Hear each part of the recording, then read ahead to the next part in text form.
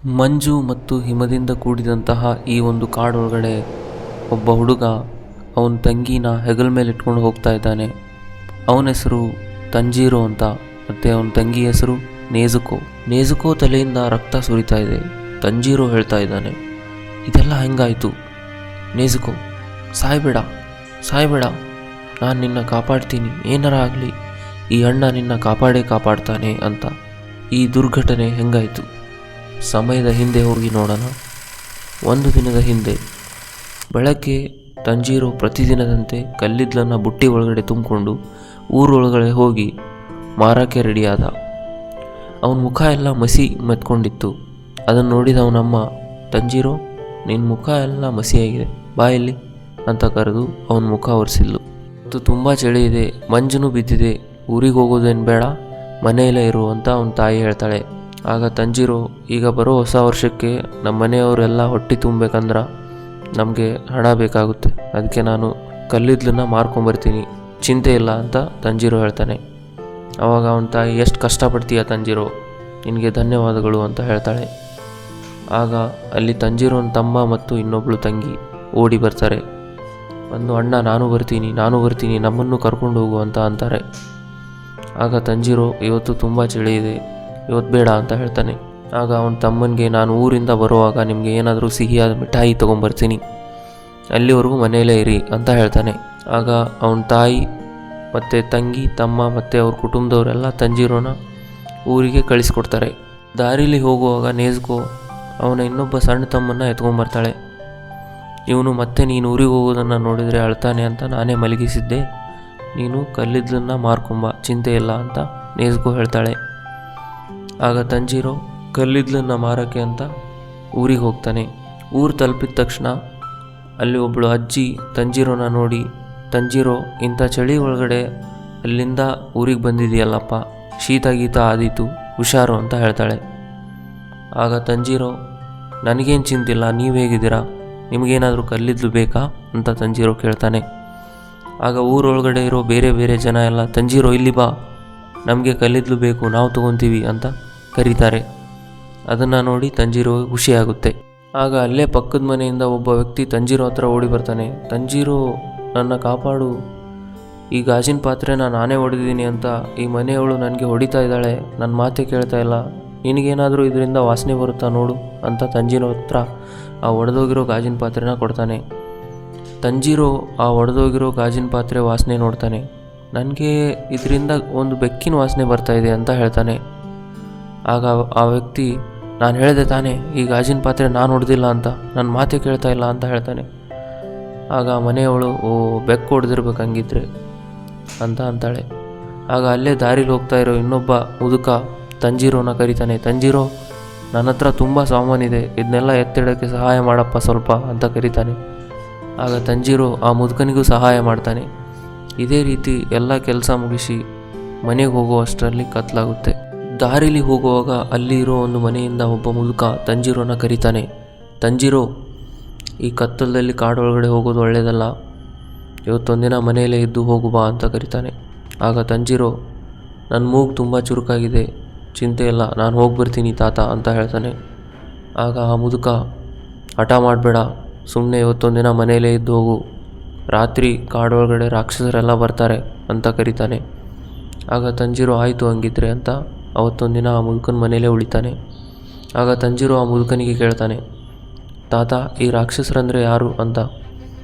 ಆಗ ತಾತ ಹೇಳ್ತಾನೆ, ಈ ರಾಕ್ಷಸರು ತುಂಬ ಕಾಲದಿಂದನೇ ಇದ್ದಾವೆ, ರಾತ್ರಿ ಆದ ತಕ್ಷಣ ಹೊರಗಡೆ ಬರ್ತವೆ ಮತ್ತು ಮನುಷ್ಯರನ್ನ ತಿಂತಾವೆ ಅಂತ ಹೇಳ್ತಾನೆ. ಆಗ ತಂಜೀರೋ, ಮನೆ ಒಳಗಡೆ ಬರಲ್ವಾ ಅಂತ ಕೇಳ್ತಾನೆ. ಆಗ ಆ ಮುದುಕ, ಯಾಕೆ ಬರಲ್ಲ, ಮನೆ ಒಳಗಡೆ ಬರ್ತವೆ, ಮನುಷ್ಯರನ್ನ ತಿಂತಾವೆ ಅಂತ ಹೇಳ್ತಾನೆ. ಆಗ ತಂಜೀರೋ, ಹಾಗಿದ್ರೆ ಈ ರಾಕ್ಷಸರು ಸುಮ್ಮನೆ ಎಲ್ಲರ ಮನೆ ಒಳಗಡೆ ನುಗ್ಗಿ ಎಲ್ಲರನ್ನೂ ಯಾಕೆ ತಿನ್ನಲ್ಲ ಅಂತ ಕೇಳ್ತಾನೆ. ಆಗ ಆ ಮುದುಕ ಹೇಳ್ತಾನೆ, ಮನುಷ್ಯರನ್ನ ಕಾಪಾಡೋಕ್ಕಂತಲೇ ರಾಕ್ಷಸರನ್ನ ಸಾಯಿಸುವಂತಹ ರಾಕ್ಷಸರ ಬೇಟೆಗಾರರು ಇದ್ದಾರೆ, ಅವರು ಇದನ್ನೆಲ್ಲ ನೋಡ್ಕೊತಾರೆ, ರಾಕ್ಷಸರನ್ನ ಸಾಯಿಸೋದೇ ಅವ್ರ ಕೆಲಸ ಅಂತ ಆ ಮುದುಕ ಹೇಳ್ತಾನೆ. ನೀನು ಬೆಳಗ್ಗೆ ಬೇಗ ಎದ್ದು ಮನೆಗೆ ಹೋಗುವಂತೆ, ಈಗ ಚಿಂತೆಯಲ್ಲೇ ಸುಮ್ಮನೆ ಮಲ್ಕೋ ಅಂತ ಹೇಳ್ತಾನೆ. ಆಗ ತಂಜೀರೋ ಅವತ್ತು ಮಲ್ಕೊಂಡು ಬೆಳಗ್ಗೆ ಬೇಗ ಆದ ತಕ್ಷಣ ಮನೆಗೆ ಹೋಗೋಕ್ಕೆ ತಯಾರಾಗ್ತಾನೆ. ತಂಜೀರೋ ಮನೆ ಹತ್ರ ಹೋದಾಗ ಅವನಿಗೆ ರಕ್ತದ ವಾಸನೆ ಬರುತ್ತೆ. ಗಾಬರಿಯಿಂದ ಅವನು ಮನೆ ಹತ್ರ ಓಡಿ ಹೋಗ್ತಾನೆ. ಮನೆ ಮುಂದೆ ನೋಡಿದರೆ ಅವನ ತಂಗಿ ನೇಜುಕು ಮತ್ತು ಅವನ ಮನೆಯವರು ಎಲ್ಲರೂ ರಕ್ತದ ಹೊಳೆ ಒಳಗಡೆ ಬಿದ್ದಿದ್ದಾರೆ. ಅದನ್ನು ನೋಡಿ ತಂಜೀರೋಗೆ ತುಂಬ ಗಾಬರಿ ಆಗುತ್ತೆ. ಓಡಿ ಬರ್ತಾನೆ. ನೇಜುಕೋ, ಏನಾಯಿತು? ಇದೆಲ್ಲ ಹೆಂಗಾಯಿತು ನೇಜುಕೋ? ಮನೆ ಒಳಗಡೆ ನೋಡಿದರೆ ಅವನ ತಾಯಿ, ಅವನ ಇಬ್ಬರು ತಂಗಿಯರು ಮತ್ತು ಇನ್ನೊಬ್ಬ ತಮ್ಮ ಎಲ್ಲರೂ ಸತ್ತು ಬಿದ್ದಿದ್ದಾರೆ. ಅದನ್ನು ನೋಡಿ ತಂಜೀರೋಗೆ ತುಂಬ ನೋವಾಗುತ್ತೆ. ಜೋರಾಗಿ ಕಿರ್ಚಾಡ್ತಾನೆ. ಆದರೆ ನನ್ನ ಹತ್ರ ಈಗ ಸಮಯ ಇಲ್ಲ. ನೇಜುಕೋ ಇನ್ನೂ ಉಸಿರಾಡ್ತಾ ಇದ್ದಾಳೆ. ಇವಳನ್ನಾದರೂ ನಾನು ಕಾಪಾಡ್ಕೋಬೇಕು ಅಂತ ನೇಜುಕೋನ ಹೆಗಲ ಮೇಲೆ ಹೊತ್ಕೊಂಡು ಹತ್ತಿರ ಇರೋ ಯಾವುದಾದ್ರೂ ಆಸ್ಪತ್ರೆಗೆ ಸೇರಿಸ್ತೀನಿ ಅಂತ ಊರೊಳಗಡೆ ಹೋಗೋಕ್ಕೆ ಪ್ರಾರಂಭ ಮಾಡ್ತಾನೆ. ಆದರೆ ದಾರಿ ಒಳಗಡೆ ನೇಜುಕೋ ರಾಕ್ಷಸರ ಥರ ಆಡ್ತಾಳೆ. ತಂಜೀರೋನ ಕೆಳಗಡೆ ಬೀಳಿಸ್ತಾಳೆ. ಆಗ ತಂಜೀರೋ, ನೇಜುಕೋ ನೀನು ನಿಂತ್ಕೋಬೇಡ, ನಾನು ನಿನ್ನ ಹೆಗಲ ಮೇಲೆ ಹೊತ್ಕೊಂಡು ಹೋಗ್ತೀನಿ ಅಂತ ನೇಜುಕೋ ಹತ್ರ ಬರ್ತಾನೆ. ಆಗ ನೇಜುಕೋ ತಂಜೀರೋನ ಮೇಲೆ ದಾಳಿ ಮಾಡಿ ಅವನ್ನ ಕಡಿಯಕ್ಕೆ ಬರ್ತಾಳೆ. ಆಗ ತಂಜೀರೋ ಅವನ ತಂಗಿ ನೇಜುಕೋನ ತಡಿತಾನೆ. ಅವಳು ರಾಕ್ಷಸಿ ಆಗ್ತಿರೋದನ್ನು ನೋಡ್ತಾನೆ.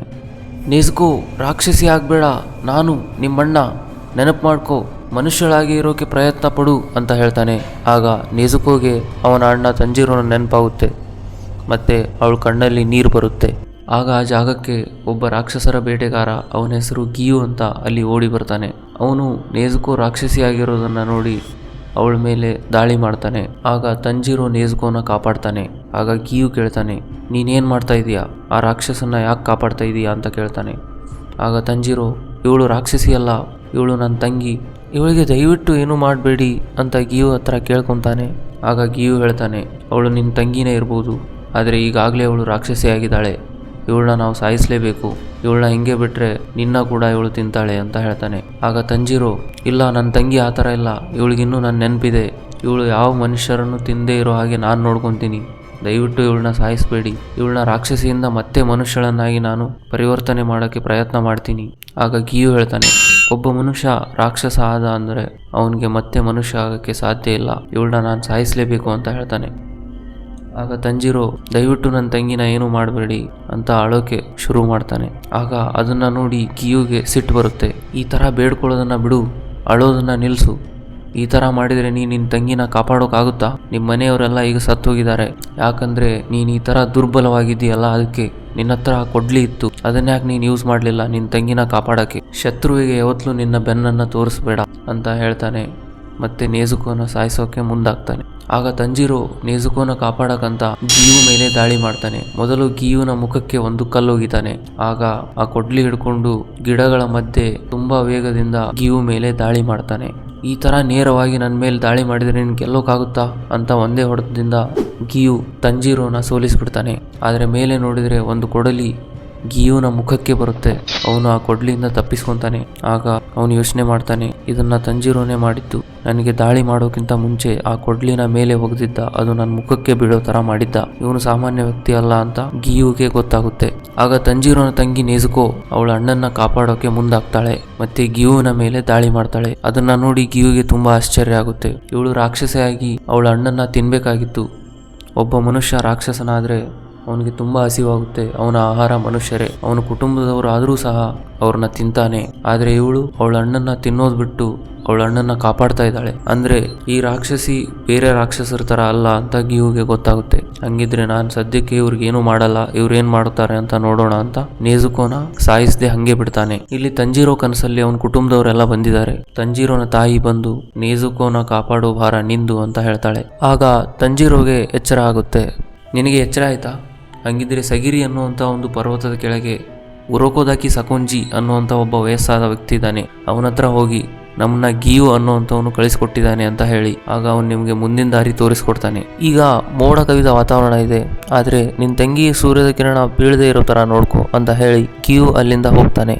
ಹಾಗೇ ಆಗಲಿ ಅಂತ ತಂಜೀರೋ ಅವನ ತಂಗಿನ ಕರ್ಕೊಂಡು ಮನೆ ಹತ್ರ ಹೋಗ್ತಾನೆ. ಮನೆಯಲ್ಲಿ ಅವನ ತಾಯಿ, ಅವನ ತಮ್ಮ ಮತ್ತು ಅವನ ತಂಗಿ ಎಲ್ಲರನ್ನೂ ಮಣ್ಣು ಮಾಡಿ ಗಿಯು ಹೇಳಿದಂಥ ಜಾಗಕ್ಕೆ ತನ್ನ ತಂಗಿ ನೇಜುಕೋನ ಕರ್ಕೊಂಡು ಅವಳನ್ನು ಮತ್ತೆ ಮನುಷ್ಯಳನ್ನಾಗಿ ಮಾಡಬೇಕು ಅಂತ ಅವನ ಮುಂದಿನ ಪಯಣವನ್ನು ಬೆಳೆಸ್ತಾನೆ. ಇವತ್ತಿಗಿಷ್ಟೇ.